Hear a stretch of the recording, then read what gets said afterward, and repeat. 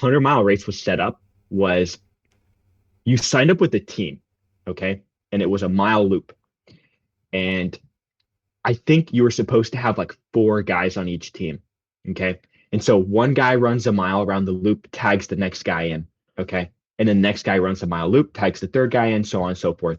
And so by the end of it, your team of four had run 100 miles total, each guy running 25.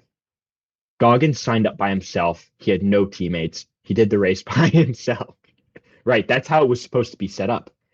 And Jesse sees this and was like, oh my goodness, like that's such an admirable thing to do. I can't believe you do something like that. And so I believe he reaches out to Goggins after the race and says, hey man, that was crazy. Do you want to live with me for a month? And then Goggins is like, all right, you're crazy enough to ask me that question. I'm crazy enough to say yes. So talking about callousing the mind here, BJ, what do you think is the best way to do so?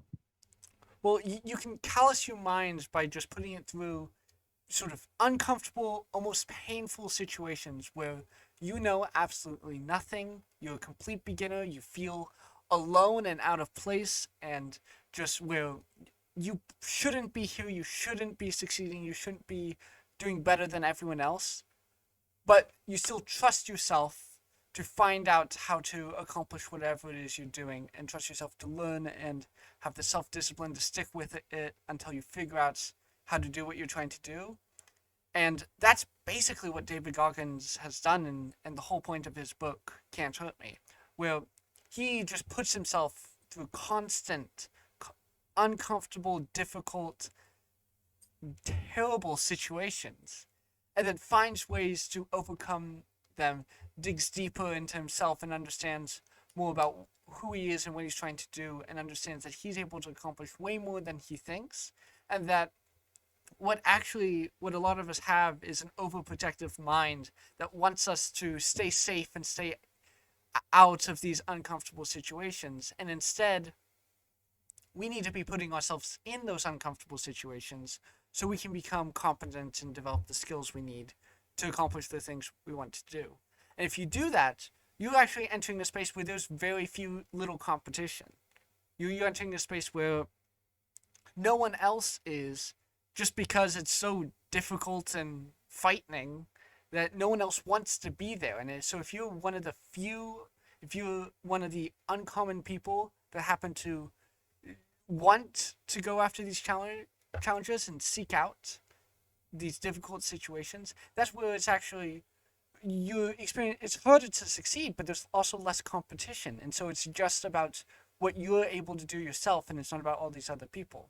There's probably in your town, there's probably a 5K with hundreds or thousands of people running them.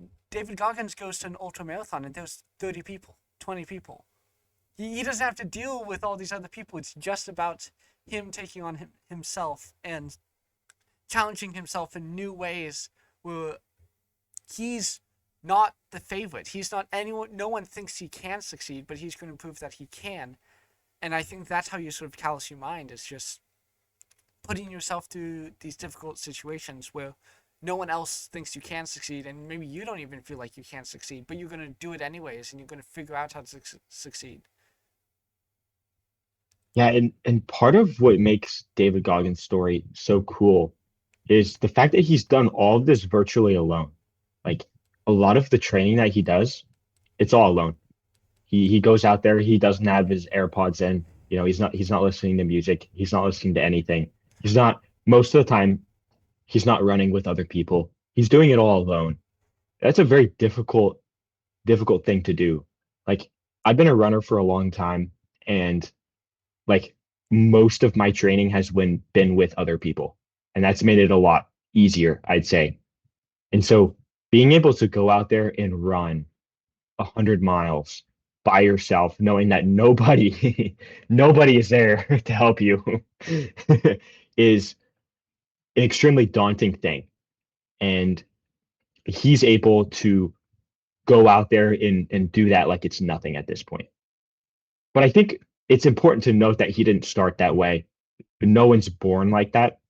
I think it's built over the course of years, like compound interest. It's a thing that you can apply to a bunch of different things. And I think this is one of them here.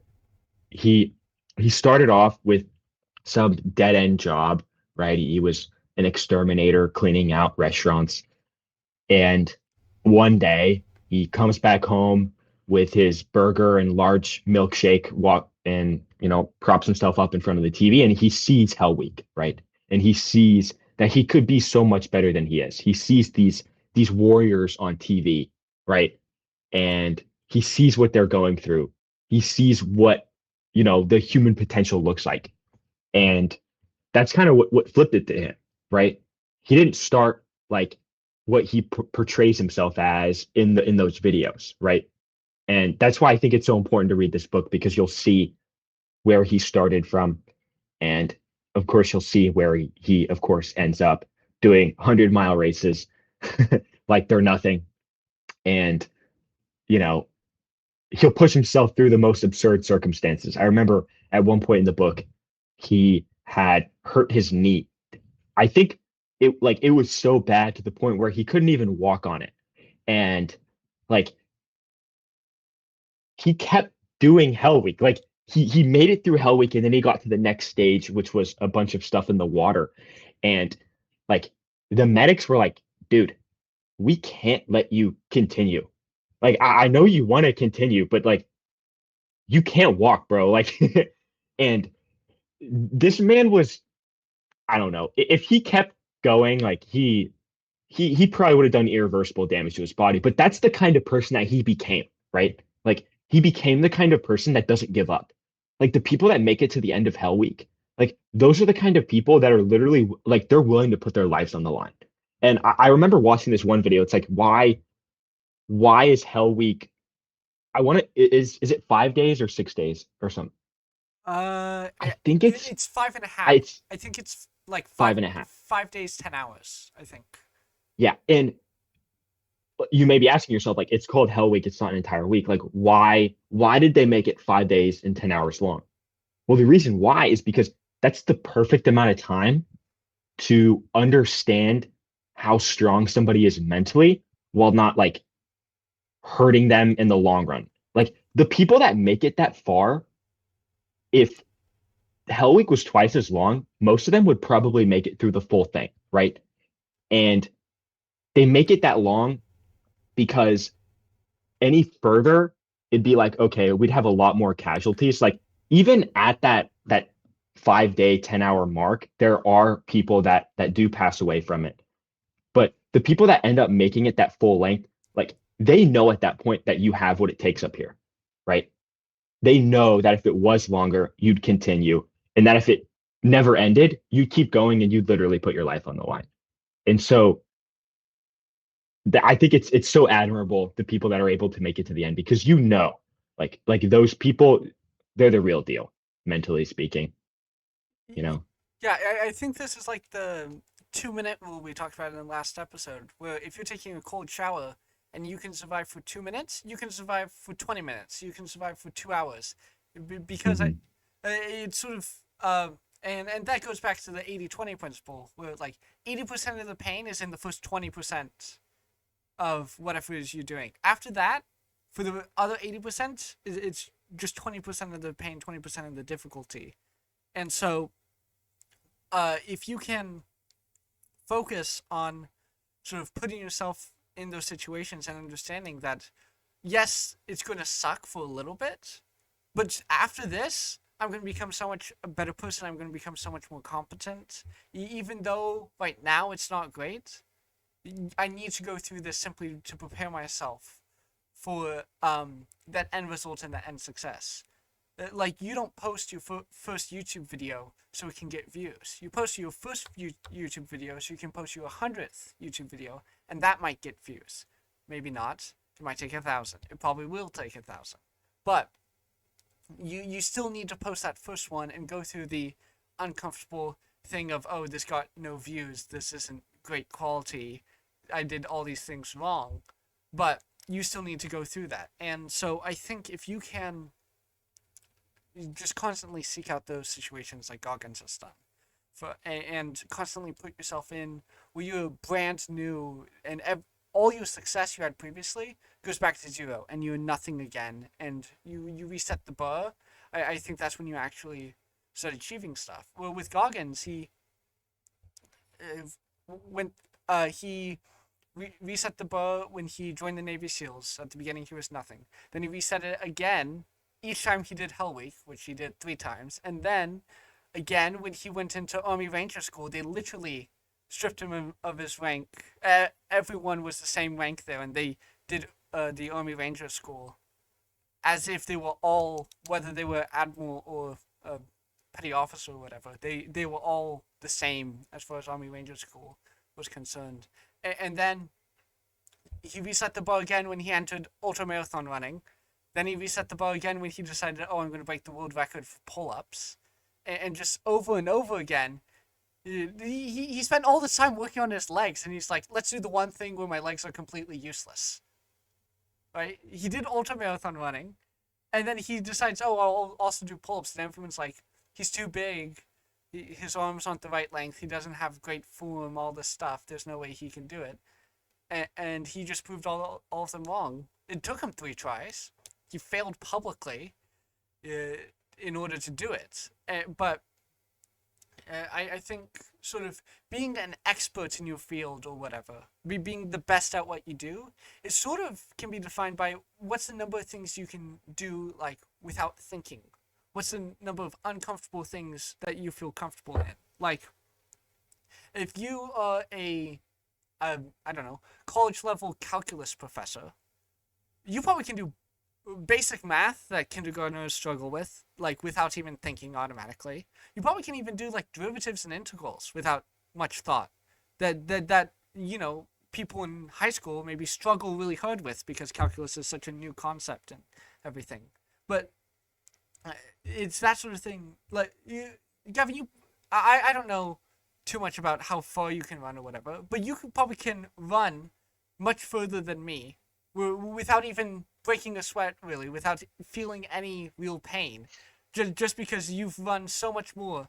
And so you can sort of define experts by what's the bare minimum that they can do without any sort of additional effort, like with less than 1% of their total effort. And that's sort of the baseline of an expert. And so if you, in whatever it is you're doing, if you can get it where it takes less than 1% effort to be in the most uncomfortable thing anyone else can experience, if you're like, oh, this is 1% of where I'm really at, everyone else's 90% tolerance is your 1%. You whatever it is you're trying to do, you're going to accomplish that. Yeah, that's an interesting thing. It's something that I've thought about a lot with running, and maybe other people could, apply this to something that they really like in their life. Like you were saying, like with calculus, with math there. I was talking about this yesterday with my cousin, actually, and he was talking about how he wanted to go on a run with me. And we're talking about like what pace I normally go on like an easy day or something like that. And he was talking about how like he believes, and I think Uh-huh. he thinks he's worse than he is. But he told me that he doesn't think like if he was going all out, like everything he had, like Mm-hmm. borderline putting his life on the line. He's like, I don't think I could keep up with you for 5 miles or 4 miles. Like me going at my easy run pace, like Yeah. sweating a little bit, like low heart rate for me. And I thought that was really interesting because like there's so many different levels to a lot of these things. Like, and here we're talking about running. It's like somebody that doesn't run, somebody that runs a little bit, somebody that runs a lot like me, and then there could be somebody that's like a pro runner, right? Like if I tried running with a pro runner, I'd probably struggle a fair bit when they may not be giving it a lot of effort. And so there's so many different levels to all these things that we tend to spend a lot of time on. And it's kind of interesting, like comparing like where you are, where the experts are, and maybe you are an expert in something. And it's like the drop off can be insane. It's really like a good example of how compound interest is really going to help you.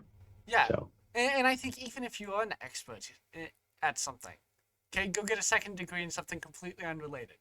Come on, go do it, right? yeah, And just precisely. completely reset yourself at zero. Like this is what Elon Musk does all the time. He's like, oh, I'm gonna make financial software.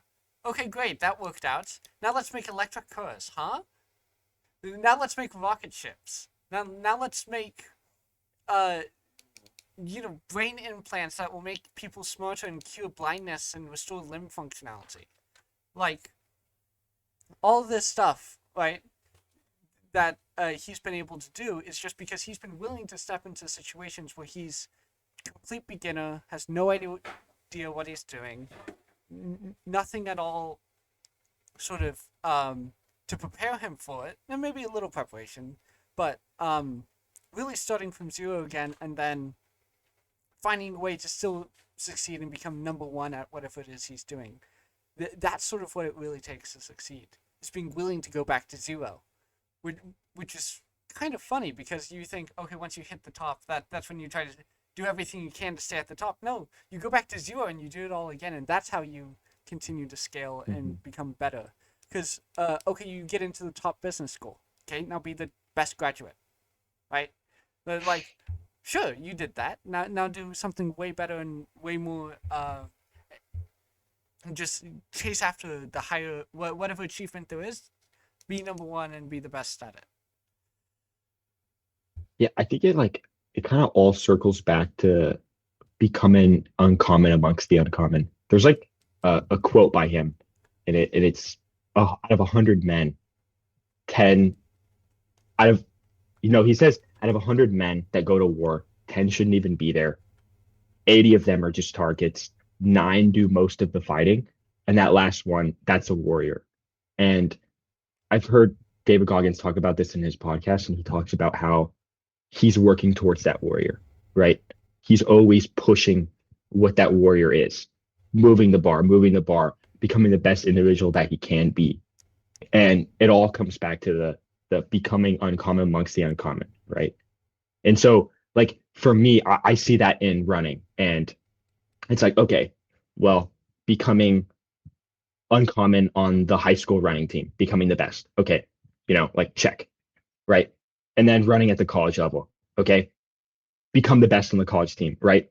Check that box, right? And then move into the next one, which is like maybe pro, maybe winning like a race in Dallas or something like that, or whatever city you live in, LA, whatever, like pushing that bar, becoming uncommon amongst already the uncommon.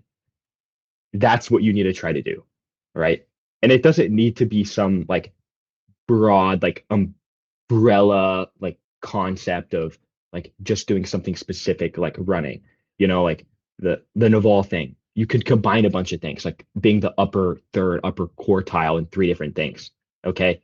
Find that niche. Now become uncommon amongst the uncommon within that niche, I guess you could say. And so it's all about raising that bar and becoming better than who you were yesterday, which is like the Jordan Peterson thing, Yeah. right? I Compare mean, yourself to who you were yesterday. I mean, Goggins seems to think not only should you have three different uh niches that you sort of combine so that you can compete, or you can act without competition, but in those three places you should be number one. Like number one SEAL, number one pull-ups, number one ultramarathon runner. Yeah. He pushes beyond the Naval thing, where it's not just be in the top 10%. No, be number one.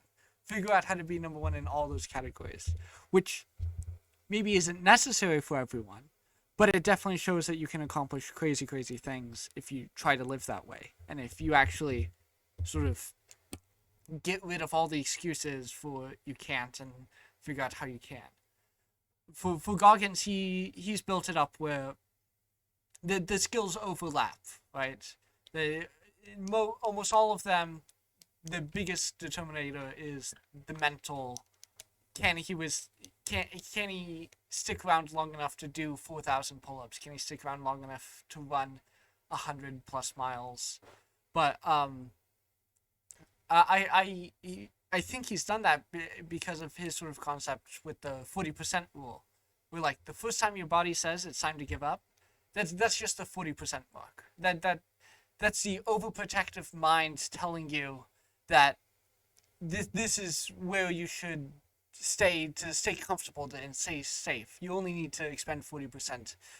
But really, to accomplish the things that he's done, he's had to push way beyond that 40%. Maybe even a couple times hit 100% of what his body was capable of. And maybe even beyond, and do some damage because he just wanted it that bad. But if you can take that and realize that any time you think, okay, I've studied long enough. No, that's about 40% what your body could study and the amount of information it could absorb. I think I've done that in studying for academic competitions. Like, hit the point where, okay, I've crammed enough information into this. But then I realized, no, I can, I know it's been 8 hours, but I can do a bit more. And just crank through a ton of material very quickly just because I needed to and I needed to get it done. And so if you can, I don't know what it really takes to get to the point where you can push past that. I think it takes an enormous amount of self-discipline, which you should check out our previous episode where we talk all about self-discipline and a lot of similar overlap with this book. But then also taking that self-discipline and being consistent and having a legitimate, like, this I think goes back to start with why, and having a true purpose that you're chasing after and a big goal that you want to accomplish, and using that to sort of convince yourself, okay, this is why I'm here, this is why I'm doing what I'm doing, so that you have a reason to stay in the fight and stay doing what you're doing so you can accomplish it. Because of course you're not going to get there if you quit too early. You're going to have to stick around for a bit, and or in order to stick around through enormous pain and discomfort, that you're going to have a pretty good reason for going through all of that.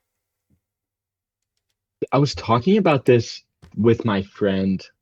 I want to say it was a few months ago, or maybe it was, I don't know, maybe it's been like half a year at this point. But we are talking about Goggins' story, and my friend was on the side of he didn't think that what Goggins was doing was a very meaningful life. He's like, like, do you think that going out there and pushing yourself like this and making yourself uncomfortable every single day, like, do you really think that's a life that you would want to live? You know?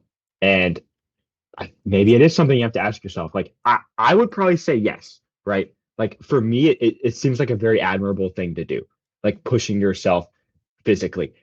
And I think maybe at times it can get kind of lonely, like if you are doing it all alone. But at the end of the day, like you're going to have a very calloused mind as a result of this, right? Like you're going to become a better person. And you may not be building relationships during all this, but I think you are going to become a better individual as a result, right? Like it is an interesting question, right? Like, um, and maybe it isn't for everybody, but you need to push yourself in some way. And for Goggins, it happened to be like he calloused his mind through being like a physical individual, going out and working out multiple times a day. And like for you, it could be something in your job. Maybe you're already an entrepreneur, right? Like maybe you're working 80 hours a week. You're pushing yourself in that regard. Okay. And so um I guess to combat what my friend was saying, it doesn't necessarily have to be like what Goggins did. It doesn't have to be physical to the highest degree. It could be something else. It needs to be in something that you actually do find meaningful, something that you find great purpose in. And perhaps working out wasn't something that my friend found particularly meaningful. And so not doing that is probably the best move for him, doing something else, I guess. So I think they could still apply a lot of the stuff where if he found, uh, sure, you can say that, building up your physical body your whole life just for it to die and become nothing, right? It's a perfectly reasonable thing that, oh, okay, that was fairly meaningless. That's not what I think Goggins has done. I think Goggins has built a brand and has inspired so many people and has actually accomplished stuff in the line of service, right? That, Yeah, and that's where the meaning comes in, right? yeah, well, I think it's undeniable meaning. But even if you think, okay, just working out is not a meaningful life, I think, okay, that's good. Go figure out what makes a meaningful life for you, and just go do that and become uncomfortable and become the best at whatever it is that that they're doing. Because I think that the same principles can be applied across the board, to entrepreneurship, to education, to art, to anything. I think every time Mr. Beast makes a video, he's not thinking, okay, I'm this video can suck. The last one did really well. I think he's like, no, this one needs to be better than the last one, and so edit it 4,000 times until we get it right. Let's get this done and let's do it properly, because that's what actually matters to me. I don't care about all that previous success. That's happened. That's done. I want to do better today. I want to figure out what it takes to make the better video. And so if you have that mindset of sort of nothing yesterday really matters, that today this is reset at zero, I'm uncomfortable, I'm nowhere near where my goals are going to be, and let's start over again and let's do it. Because I think when you're in that state, you're sort of the most productive. When you feel like you're at zero, getting to 10 feels great, right? When you're at 98, 89, and you get to 99, that feels a little bit, it doesn't feel as meaningful because just relative, right? And so if you can constantly reset yourself at zero and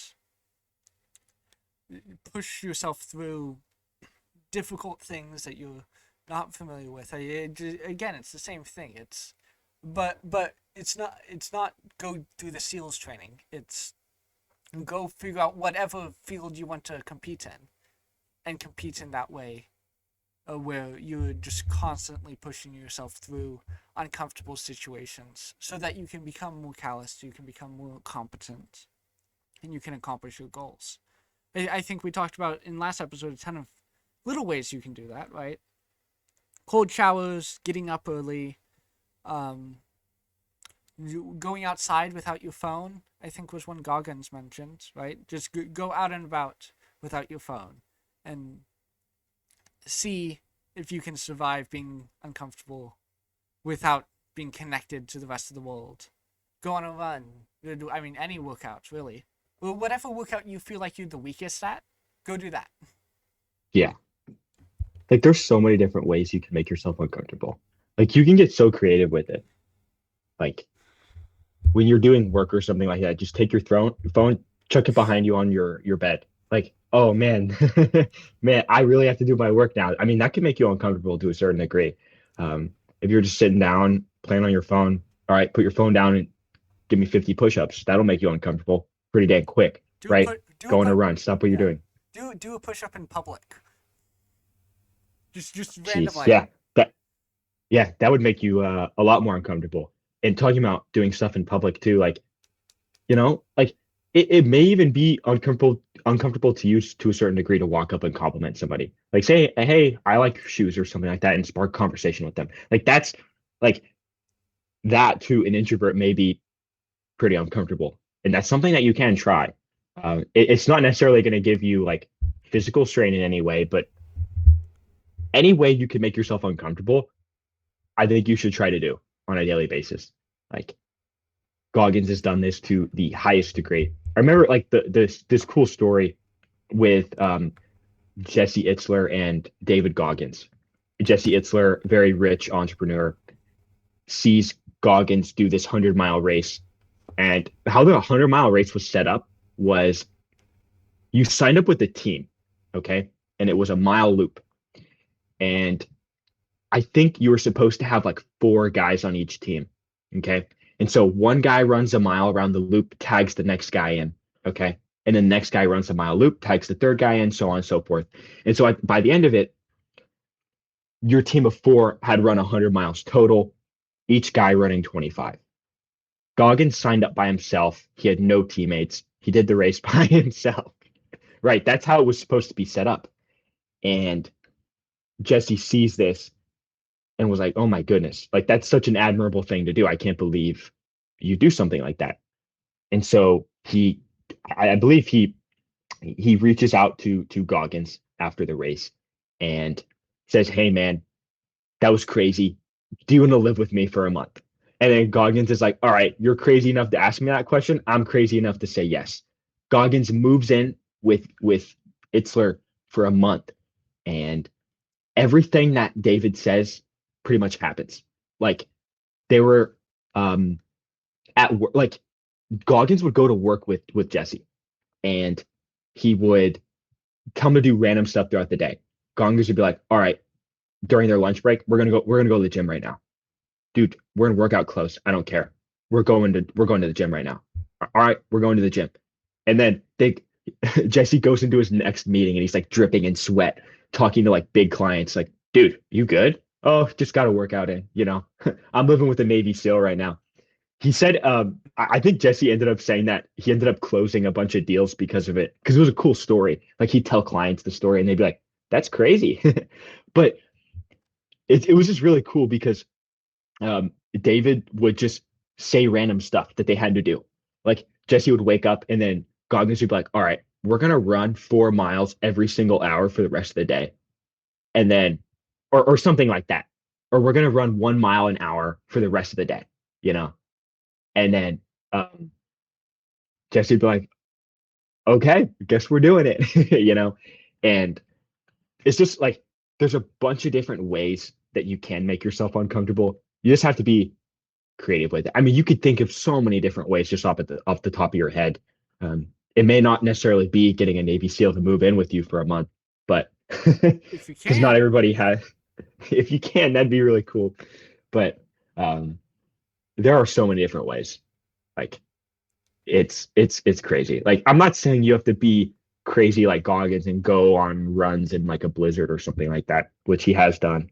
But there's things that you could do right now. Like you could pause the video, go to the gym right now, literally. Like there's so many different things.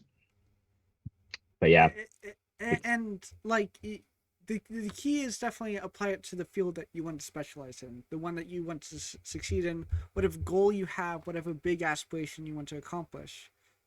Look towards that by applying these ideas. Goggins has like 10 challenges in Can't Hurt Me at the end of each chapter that you should take a look at and go through. They're mostly about holding yourself accountable and developing self-discipline and recognizing your vulnerabilities and insecurities and overcoming those so that you can become a more confident person. And I think if you can just, I think that's really one of the main keys is holding yourself accountable, right? If you, most of us probably believe that we're working so hard and there's no time in the day, but I think if you could probably run a marathon in a day. Just oh yeah, squeeze in a mile here and there throughout the day.